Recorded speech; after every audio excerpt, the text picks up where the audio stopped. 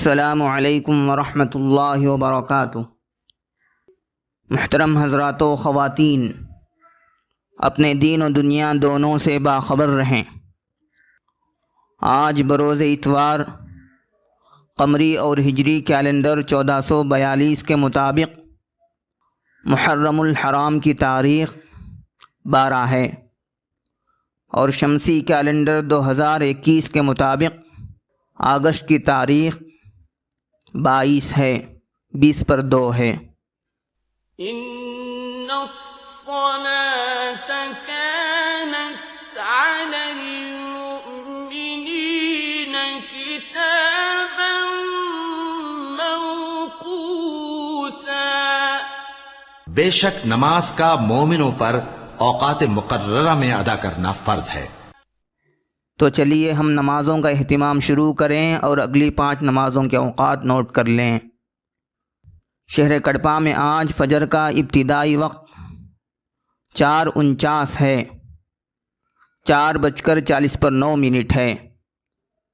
آخری وقت 6:01 ہے، اس کے 1 منٹ بعد طلوع آفتاب ہے۔ ظہر کا ابتدائی وقت 12:18 ہے، 12:18 ہے۔ عصر کا ابتدائی وقت 4:41 ہے، 4:40 ہے۔ مغرب کا ابتدائی وقت 6:38 ہے، 6:30 ہے۔ عشاء کا ابتدائی وقت 7:47 ہے، 7:40 ہے۔ عشاء کا آخری وقت 4:44 ہے، 4:40 ہے، اور سحری کا آخری وقت بھی یہی ہے۔ آج کی نصیحت کے طور پر نماز کی سنتوں میں سے ایک سنت نوٹ فرما لیں۔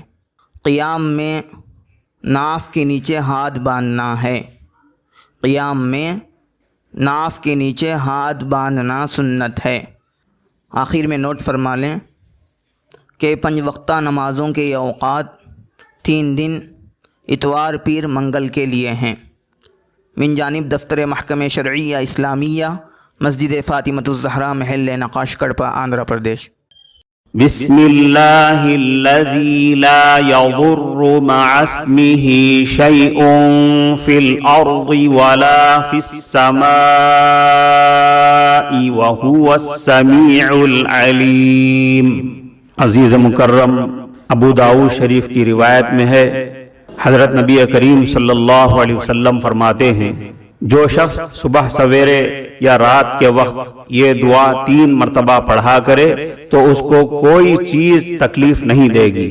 ایک دوسری روایت میں ہے کہ جو شخص ان کلمات کو صبح کے وقت کہے، شام تک اس کو کوئی ناگہانی بلا نہ پہنچے گی۔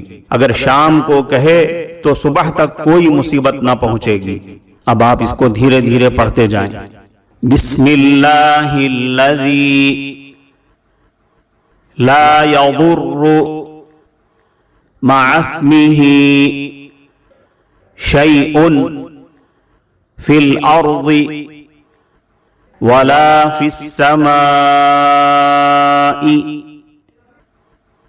وہو السمیع العلیم۔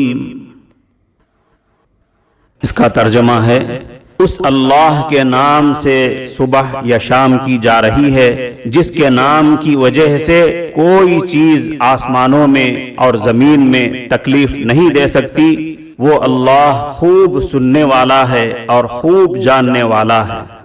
ایک روایت میں صبح شام کی ایک دوسری دعا بھی آئی ہے، اس کو بھی اس دعا کے ساتھ شامل کر لیں۔ اعوذ بکلمات اللہ التامات من شر ما خلق۔ اب آپ اس کو دھیرے دھیرے پڑھتے جائیں۔ اعوذ بکلمات اللہ التامات من شر ما خلق۔